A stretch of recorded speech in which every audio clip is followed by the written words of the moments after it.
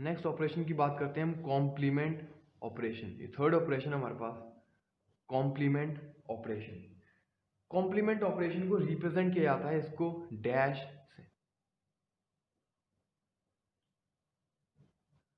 Represented by dash, या फिर बार से रिप्रेजेंट किया जाता है। किसी भी वेरिएबल के ऊपर अगर बार लगा हो यानी कि complement of that variable. For example अगर हमारे पास वेरिएबल ए है, इसके ऊपर डैश, ये ए कॉम्प्लीमेंट, और इसको दूसरी इस फॉर्म के अंदर भी रिप्रेजेंट किया जाता है। अब एक कॉम्प्लीमेंट होता क्या है, अगर हमारे पास वेरिएबल 0 और 1 दो वैल्यूज ले सकता है, अगर मैं इसका कॉम्प्लीमेंट कर देता हूँ तो 0 का कॉम्प्लीमेंट हो जाएगा 1 और 1 का कॉम्प्लीमेंट हो जाएगा 0। और कॉम्प्लीमेंट को गेट फॉर्म के अंदर रिप्रेजेंट करने के लिए ये ट्रायंगल और उसके आगे एक बबल, इनपुट के अंदर ए देंगे और आउटपुट के अंदर ए कॉम्प्लीमेंट हमारे को आउटपुट के अंदर मिलेगा। अब हम बात करते हैं इसके अंदर हमारे को याद क्या रखना है। देखो अगर हम बात करते हैं, ए हमारे पास वैल्यू ले रहा है 0 और 1, ए कॉम्प्लीमेंट हमारे पास हो जाएगा 1 एंड 0। अगर मैं ए कॉम्प्लीमेंट का फिर से कॉम्प्लीमेंट कर दूं तो 1 का कॉम्प्लीमेंट हो जाएगा 0, 0 का कॉम्प्लीमेंट हो जाएगा 1। कॉम्प्लीमेंट के अंदर 0 है तो उसका 1 हो जाता है, 1 है तो 0 हो जाता है। यानी कि ए कॉम्प्लीमेंट का कॉम्प्लीमेंट हमारे पास क्या आ रहा है, देखो 0 है तो 0, 1 है तो 1। यानी कि हमारे को यहाँ से एक रिजल्ट जो हमारे को ध्यान रखना है, रिजल्ट हमारे पास है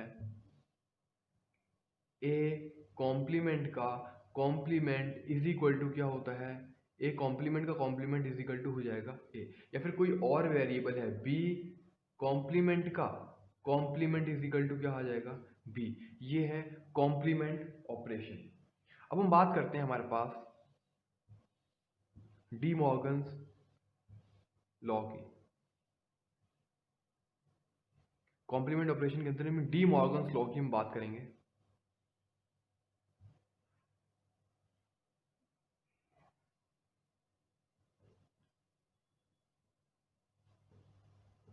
डी मॉर्गन्स थ्योरम या फिर डी मॉर्गन्स लॉ।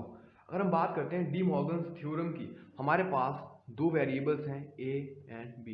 इनके पॉसिबल इनपुट क्या हो सकते हैं, 0 0, 0 1, 1 0 एंड 1 1। हमारे पास दो वेरिएबल्स थे।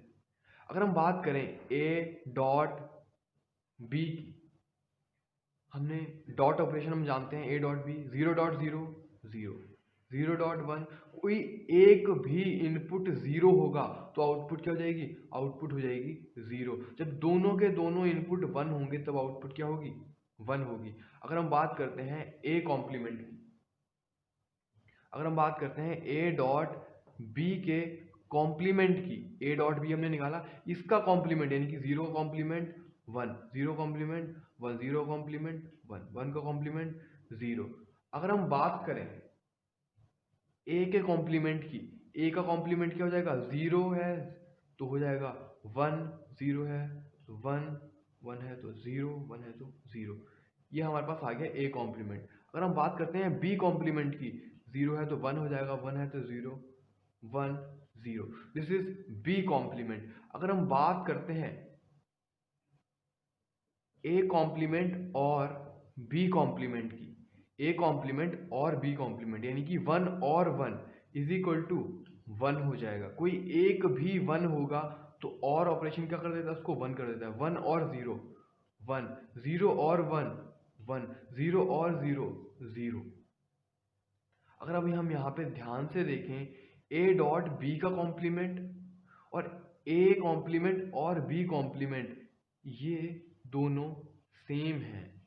ये दोनों क्या है, सेम है। ध्यान से देखो तो क्या हम ये कंक्लूजन निकाल सकते हैं कि ए डॉट बी का complement is equal to A complement और बी कॉम्प्लीमेंट। इसी रिजल्ट को मैं लिखने वाला हूं यहाँ पे। हमारे पास क्या कंक्लूजन हम निकाल सकते हैं, ए डॉट बी का कॉम्प्लीमेंट इज इक्वल टू क्या हो जाएगा, ए कॉम्प्लीमेंट और बी कॉम्प्लीमेंट। और इसी को हम बोलते हैं डी मॉर्गन्स थ्योरम। इसी को हम क्या बोलते हैं, डी मॉर्गन्स थ्योरम। और इंपॉर्टेंट हमारे को ध्यान रखना, इसको हम क्या बोलते हैं, डी मॉर्गन्स। अगर हमारे पास तीन वेरिएबल्स हों, A dot B dot C. अगर 3 वेरिएबल्स का होल कॉम्प्लीमेंट है तो ये हो जाएगा ए कॉम्प्लीमेंट और बी कॉम्प्लीमेंट और C complement. Similarly up to n variables, कितने भी वेरिएबल्स हों वो इस फॉर्म के अंदर आ जाएंगे। अगर हम बात करें जो अभी हमने टेबल बनाई थी, एक और नेक्स्ट टेबल बनाते हैं। एक तो ये हमारे को रिजल्ट याद रखना है कॉम्प्लीमेंट ऑपरेशन के अंदर। नेक्स्ट हम रिजल्ट की अगर हम बात करें, हमारे पास ए बी, इसके पॉसिबल कॉम्बिनेशन 0 0 0 1 1 0 1 1। अगर हम बात करें ए और बी की, 0 और 0 0 0 और 1 1 1 1, ये ए और बी हमारे पास आ गया है।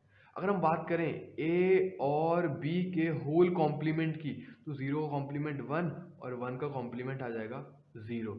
सिमिलरली अगर हम बात करें ए कॉम्प्लीमेंट की और बी कॉम्प्लीमेंट की, अगर हम बात करते हैं, ए का कॉम्प्लीमेंट हो जाएगा 1 1 0 0 देखो, और बी का कॉम्प्लीमेंट हो जाएगा 1 0 1 0।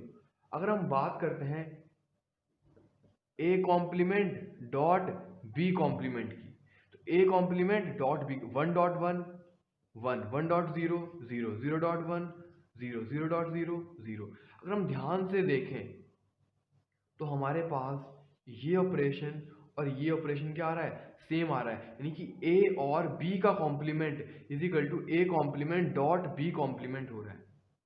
तो हम यहाँ पे इससे हम क्या कंक्लूजन निकाल सकते हैं, हमारे पास कंक्लूजन क्या आएगा, कंक्लूजन हमारे पास है ए और बी का whole complement is equal to क्या हो जाएगा, A complement dot B complement हो जाएगा। ये हमारे को सेकंड रिजल्ट है जो कि डी मॉर्गन थ्योरम याद रखना है। ठीक है, पहला वाला हमने क्या पढ़ा, फर्स्ट हमने पढ़ा ए डॉट बी का होल कॉम्प्लीमेंट होगा तो वो डिस्ट्रीब्यूट हो जाएगा ए कॉम्प्लीमेंट और बी कॉम्प्लीमेंट, डॉट चेंज हो जाएगा और के अंदर, और एक कॉम्प्लीमेंट इसके ऊपर भी आ जाएगा और इसके ऊपर भी आ जाएगा। ठीक है, सिमिलरली यहाँ पे ये और चेंज हो जाएगा डॉट के अंदर, और चेंज हो जाएगा डॉट के अंदर, ये कॉम्प्लीमेंट इसके ऊपर भी आएगा और इसके ऊपर भी आएगा। तो ये हमारे पास है डी मॉर्गन्स थ्योरम।